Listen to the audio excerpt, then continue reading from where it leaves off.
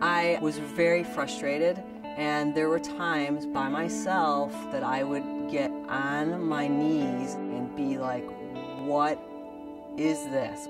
Why is this driving me? And I only could believe that it was from God.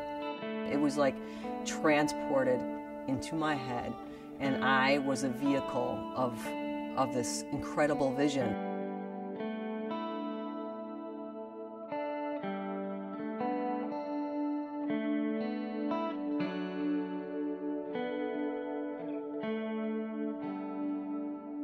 I really started with the red wagon, serving sandwiches on the street with coffee, and then I got pretty popular and I put catering equipment in my car, and the craziest thing that I ever served was eggs Benedict on the street. That's pretty ridiculous to make that on the fly. Yeah. And then I got a school bus and I took all the seats out of it and put tables and chairs in it and made it a mobile cafe. And then some man who owned the building, his name is Peter Holston, called me up and said, hey, I think you wanted space for me. I'm ready to give you some space. And he gave me space for 6 months free rent. And that's how it all began. Is there a job fair going down? Yeah. Yeah. My very first time that I put in an application with the University of Chicago, yes. It was here at the cafe, really? On your computers. And I never knew the process of even getting to the University of Chicago's website. And so someone taught you how to get there? Somebody showed me how to get there. When I come to cook at the Living Room Cafe, I feel happy because the Living Room Cafe is actually started by a volunteer from the Inspiration Cafe. Her name is Jennifer Keene. The reinvention part is that the community needed something different on the south side than we did on the north side, and so they came to us and told us what they needed. That's a good thing. Okay, Mike. When I first started the Inspiration Cafe, my office was in the middle of the cafe. It was totally chaotic, crazy madness all the time. That crazy chaos is creativity to me. And people that took over the cafe after me, they are different thinkers. They process different. They view the world differently. When that happens, it changes the dynamic of what my first original vision was. I had to accept that and watch it grow.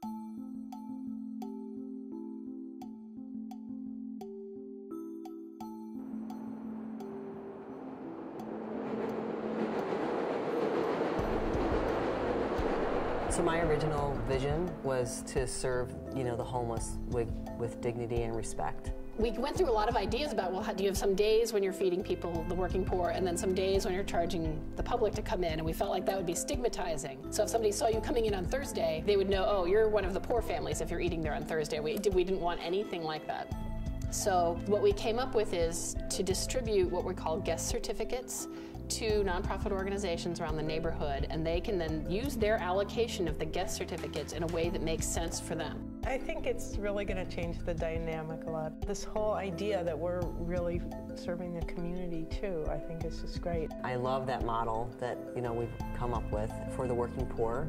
That's really good. That's a really deep concept that you just said. I never really thought about that. The Inspiration Cafe has morphed into so much more besides just a meals program. Now we have supportive services, we have housing, doctors, mental health professionals that come in on a regular basis. We have job training, and then we also have a culinary training program. So we provide a place of safety and comfort and respect and dignity for these things to flourish and blossom and transform people.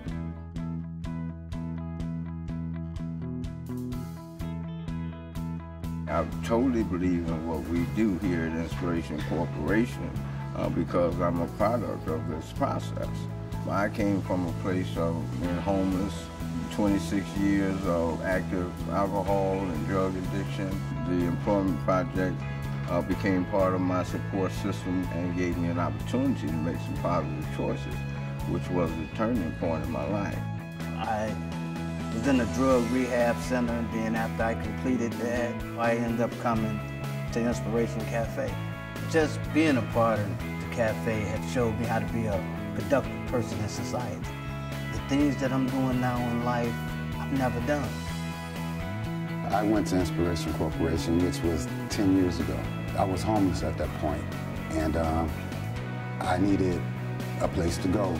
I'm glad that I went through that culinary class and learned how to work in the kitchen.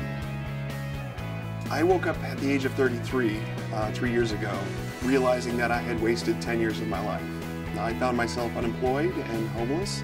Now I have the chance to really make something of myself.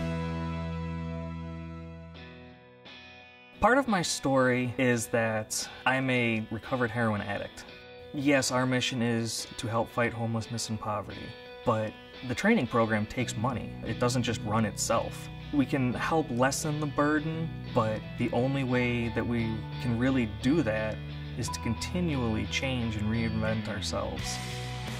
I agree that we're touching more people, we're feeding more people, we're inspiring more people, but I worry that I don't get to go do dishes at the cafe anymore because there's someone that's their job, is to only do dishes. I would like everybody to change jobs.